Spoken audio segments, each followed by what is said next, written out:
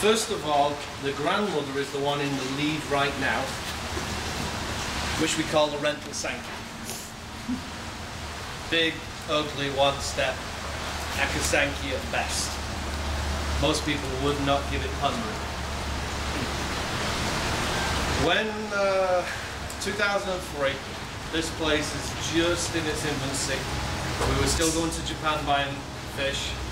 Sakai Hiroshima's auction was in the very first week of October, and nothing else really happens until main event harvest up in the mountains in the latter part of the second week. So there was a 10-day hiatus with our visits, and what we did was I stayed there rather than flying back and flying again, and offered my labour to Sakai Matsunosuke to fill in the blanks and hopefully educate me in the process.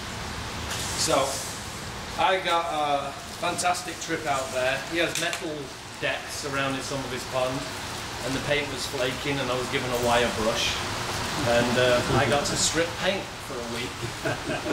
And so after 8 hours of stripping paint and then priming and repainting, 5 fish would be put in a bucket. They're ready to be repainted. Yes, again. It's like the Golden Gate Bridge. We're 5 fish in a bucket. Good, bad, shine, no shine. Okay, that's the end of today's lesson. And to take from that one, you can wax on, wax off. Yes, indeed. We sanded decks and everything. So that was his lesson of how to pull toes out. So you work a lot and you get a little. But essentially, in that bucket of fish was very carefully chosen fish. And if you take the 5-minute lesson and apply it to breeding here, you can pull Sanke. That's all it takes. Plus a little bit extra. Well, that's basically. It sounds so easy. Yeah, and a few $1 million and a farm, but fundamentally, this is what allows it to happen.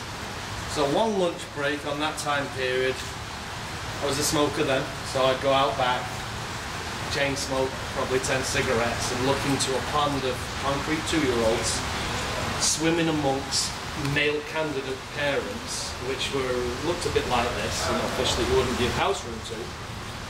And I fell in love with 2 fish, with these small ones.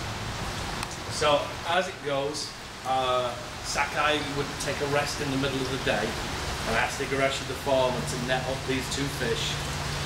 Took Polaroids, they were whizzed off to somewhere else. He's the only guy that prices anything. So when he woke up, you know, I asked Igarashi to show him the Polaroid, and he just smiled and said, "Not for sale. Sorry, not happening." So I got my little picture on the digital, took a printer back then, because at the end of the whole trip, I'd put what we thought we'd buy underneath him with the prices we thought we bought them at, and do a cross-check. Things change in Japan sometimes, so that was always our validation of how to finally agree on prices of things. Anyway, the 2 fish that I wanted, I put on the sheet with a question mark, you know, so, you know, he's got a decent sense of humour, Mr. Sakai, and we were pushing him, or I was pushing him to sell me the 2 fish, and that's the point he declared rental. So he said, when you make money, I'll give them you will pay me back for these fish. Well, we're still waiting. So anyway, he let me have this one rental, and as a small fish, what brought me to it was its skin. Its skin even now, it's about 11 years old, as best as we can define right now, but there's an iridescence to it. There's just a bizarre look from the Sanke that were available to me at the time, and at the same type of time was when he was talking about his new type sumi, the Maruzomi sumi that was coming about, and this sumi's gone through some changes, but I saw 3 scales that were Maruzomi. So this was this one.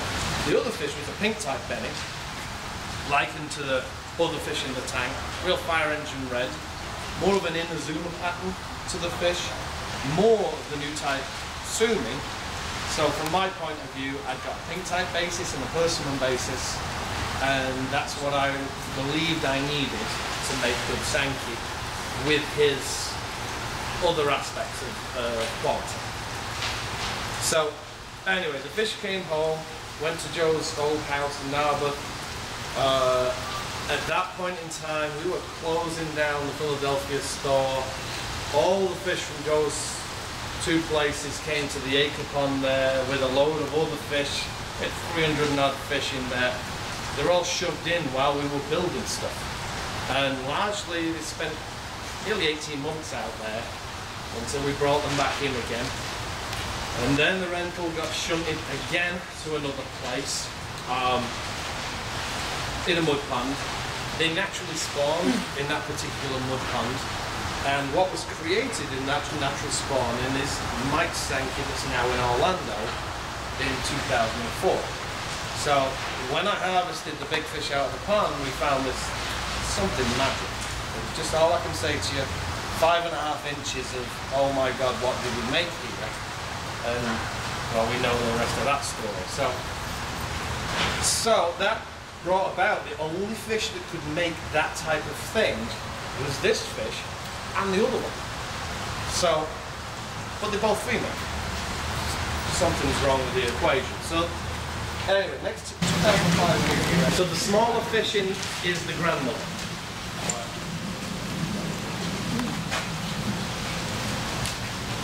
Sorry, not the smallest fish, middle-sized fish. The pectoral thing that's going on is what our well water does to the fins without aeration in it. We have micro bubbles from the hydrocharger I was talking about before. When we move them back to there, all the air bubbles getting out on the membrane right now. With the air stones, it gets rid of it. So the Momotaro, which was the long and lean, right in here, which is the pink type Benny, I used exactly the same male mix, because back then we only had 2 male Sanke that we really, really felt strongly about. And I used them in that spawn, then I used them in this spawn, then I used them back again. So for 4 years, it was exactly the same males. And one of those males, which we call double dot, is the male. It was always the male, and all the good results came from double dot. So the larger fish, which was born in 2006 here, which again was Mike's fish, is the mother of this year's Sanke babies. Carney behind it, that's a little bit larger in the belly, is the mother of this one. This is how it all comes back to the original question. This is actually a male fish, and the male fish is 50% of all the Sankes of the modern day that's been used. Yeah. The other 50% comes from American Matsunoski as well. So we don't have to start with beautiful looking fish to make beautiful fish. We have to start with fundamentally equality. So when other Western breeders go out there and they find these $50,000 parent sets and such that we hear about and read about, that whether they were 50 grand or not is that's a moot point. But they look like they're fish that could go into a show, so people feel happy about breeding them. Japanese feel very happy about selling them too. I think I'm 50 grand. You won't ever make a good fish, but everyone feels good because the parents look good. It makes no difference. Parents need quality to make quality kids. And that's all it's about. But it came with a certificate that it was the which is the honest truth. This project was all-encompassing and consuming of time, because I'm architect, engineer, and sometime builder as well. Hermie, she's a nightmare, because she's this female fish with somewhat male tendencies sometimes. Even at the size she is, she behaves like a Nissan male Asagi. Because as soon as you put a net in her, she turns in less than her body length and she's halfway down the pond. So the contractors here, they're waiting for me to come and do my other side of the work. We're trying to do a spawn, 45 minutes and a whole bunch of sweating later. That fish swims into my net. Well, that's the deciding factor for this year.